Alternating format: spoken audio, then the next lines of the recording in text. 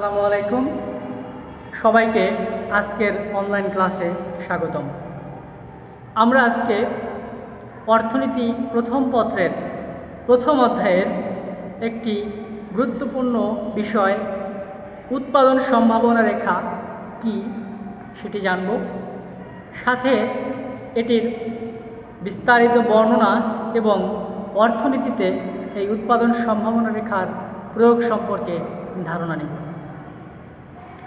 প্রথমে আমরা বলার চেষ্টা করব যে উৎপাদন সম্ভাবনা রেখা কি। উৎপাদন সম্ভাবনা রেখা হলো এমন একটি রেখা যে রেখার প্রত্যেকটি বিন্দুতে চলতি প্রযুক্তি এবং সীমিত সম্পদের বিকল্প ব্যবহারের মাধ্যমে দুটি দ্রব্যের উৎপাদনের বিভিন্ন সংমিশ্রণ প্রকাশ পায়, যেটি আমি এই চিত্রে দেখিয়েছি। 20, 0, 10, 10, 0, 20 এমন একটি রেখা যার প্রত্যেকটি বিন্দুতে এই একটি বিন্দু, এ বিন্দু, বি বিন্দু এবং সি বিন্দু বিভিন্ন সংমিশ্রণ দুটি দ্রব্যের, এদিকে ধান ধরেছি আর এদিকে পাট, অর্থাৎ এ বিন্দুতে ধান উৎপাদন হয়, পাট উৎপাদন হয়, বি বিন্দুতে ধান উৎপাদন হয়, পাট উৎপাদন হয়, সি বিন্দুতেও ধান ও পাট উৎপাদন হয়। অর্থাৎ ওই রেখার বা উৎপাদন সম্ভাবনা রেখার প্রত্যেকটা বিন্দুতেই উৎপাদনের দুটি দ্রব্যের বিভিন্ন সংমিশ্রণ প্রকাশ পায়। আমি শুরুতেই বলে নিয়েছি যে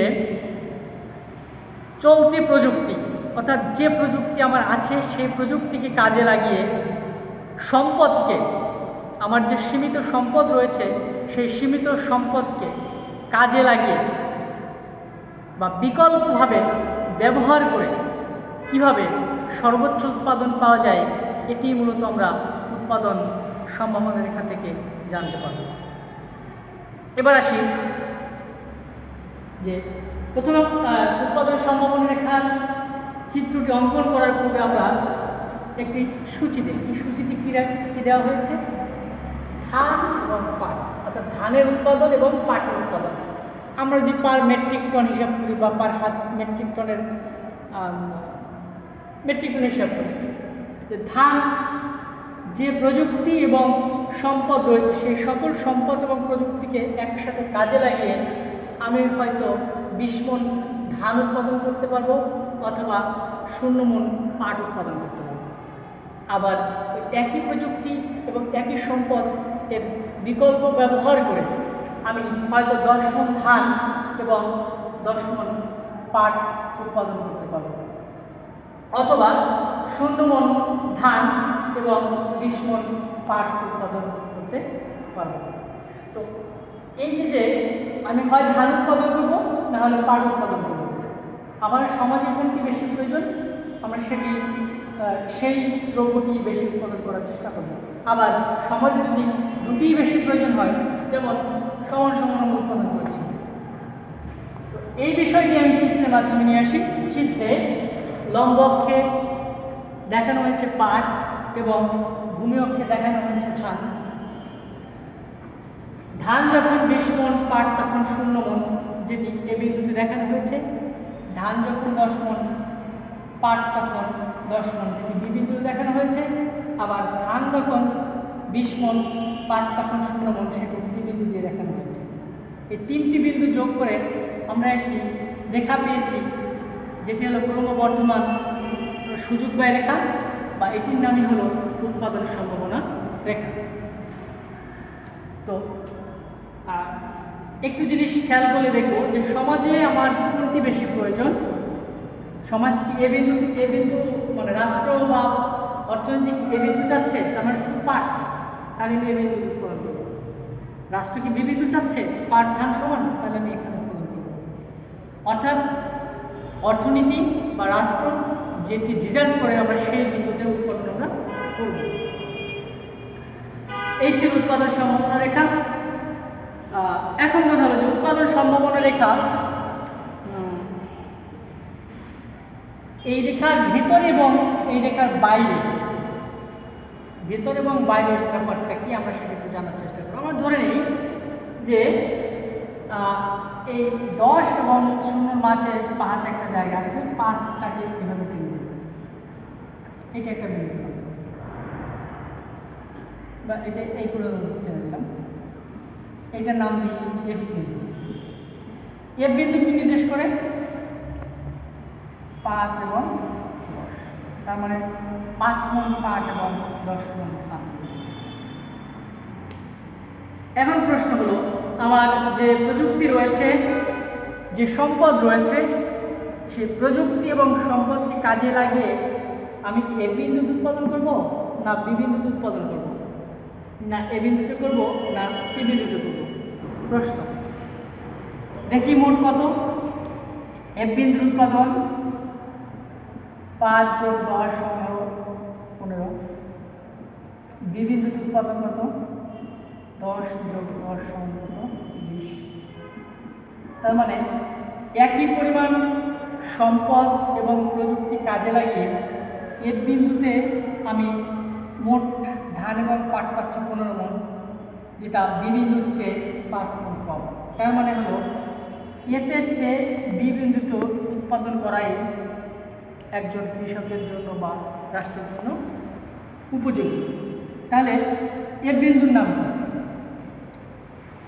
এফ বিন্দুর নাম হলো অর্জনযোগ্য এলাকা, অ্যাটেইনেবল এরিয়া। কিন্তু আমি চেষ্টা করব আমার সম্পদ এবং প্রযুক্তি কাজে লাগিয়ে এই রেখা বরাবর থাকতে, অর্থাৎ এই উৎপাদন সম্ভাবনা রেখা বরাবর থাকতে।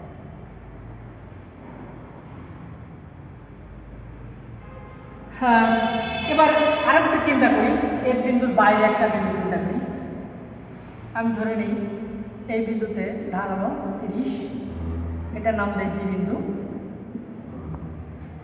এই জি বিন্দুতে পাট 20 মণ উৎপাদন করা সম্ভব, কিন্তু ধান 30 মণ উৎপাদন করা সম্ভব নয়। কেন সম্ভব নয়? কারণ হলো আমার যে সম্পদ এবং প্রযুক্তি রয়েছে, সেই সম্পদ এবং প্রযুক্তিকে কাজে লাগিয়ে পাট 10 মণ উৎপাদন করা গেলেও ধান 30 মণ উৎপাদন করা যায় না। অর্থাৎ এই জি বিন্দুটার নাম হলো বর্জনযোগ্য এলাকা বা অর্জনযোগ্য এলাকা বা নন অ্যাটেইনেবল এরিয়া। এটা অর্থনীতির ব্যাখ্যা হলো আমার সম্পদ দিয়ে এই অঞ্চলে আমি যেতে পারছি না, আমার প্রযুক্তি কাজে লাগিয়ে জি বিন্দুতে উৎপাদন করতে পারছি না, যার কারণে জি বিন্দুতে আমি উৎপাদন করব না।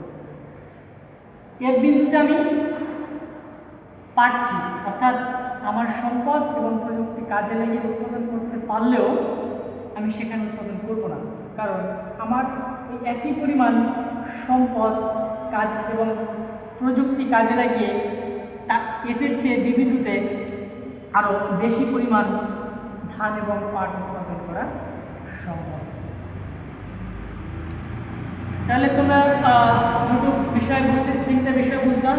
একটি উৎপাদন সম্ভাবনাটা কি, এই উৎপাদন সম্ভাবনা রেখার প্রত্যেকটি বিন্দু আমাদের কাম্য এলাকা,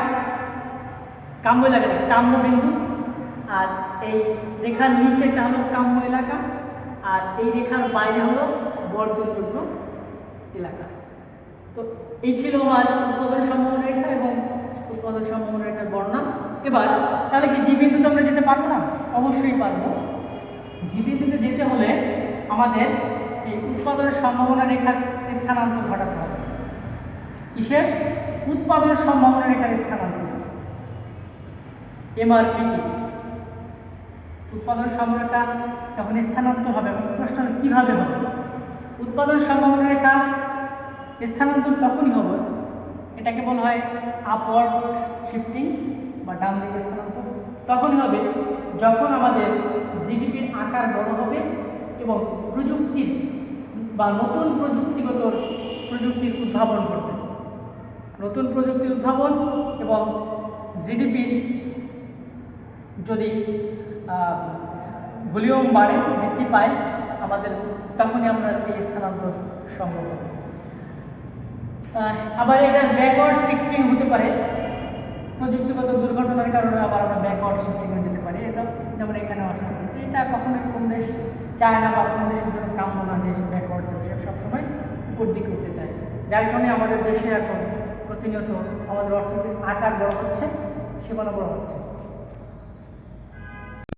এবার আমরা দেখব যে অর্থনীতিতে এই উৎপাদন সম্ভাবনা রেখার প্রয়োগ আছে কি না। অর্থনীতিতে অবশ্যই উৎপাদন সম্ভাবনা রেখার প্রয়োগ রয়েছে। আমরা ওই সেই একই উদাহরণটি যদি অন্য দুটি চলক নিয়ে কাজ করি, দুটি চলক ধরেছি, একটি হলো কর্মসংস্থান বৃদ্ধি। তার মানে কি? কর্মসংস্থান বৃদ্ধি আর একটা হলো অবকাঠামোগত উন্নয়ন। আমি এখানে অবকাঠামোগত উন্নয়ন বলতে যদি বোঝাই রাস্তাঘাটের উন্নয়ন, ব্রিজ নির্মাণ, সেতু নির্মাণ,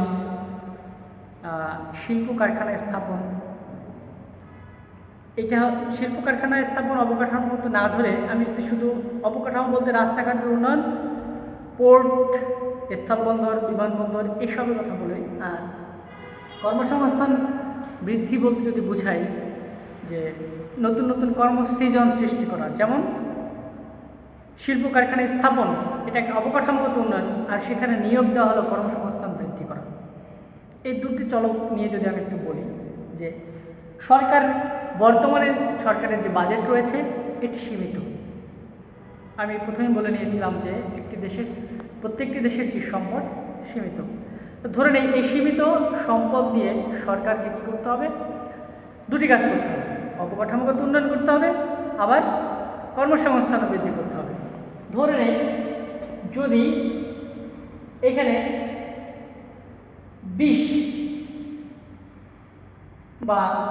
20 কোটি মানুষ, 20 লাখ মানুষের কর্মসংস্থান যদি বৃদ্ধি করতে চাই, তাহলে আমি অবকাঠামোগত কোনো উন্নয়ন হবে না, জিরো।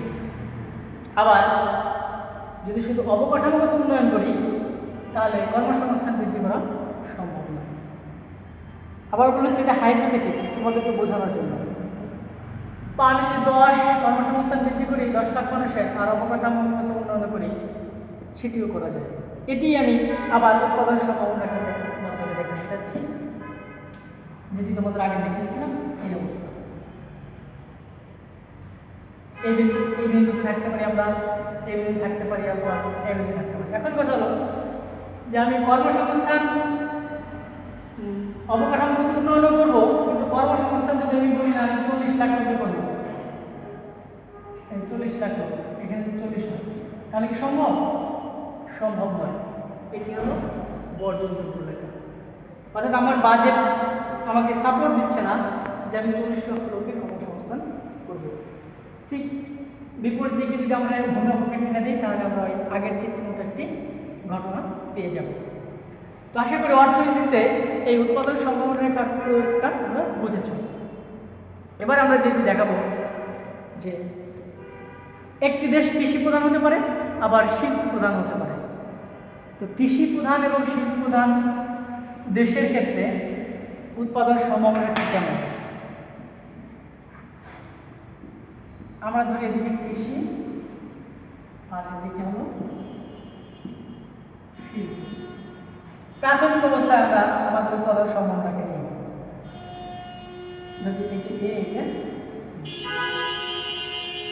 এখন কোন একটি দেশ শিল্পের ক্ষেত্রে রেভলিউশন হয়েছে, শিল্প বিপ্লব ঘটেছে, কৃষির কোনো পরিবর্তন হয়নি, সেক্ষেত্রে উৎপাদন সম্ভাবনা এরকম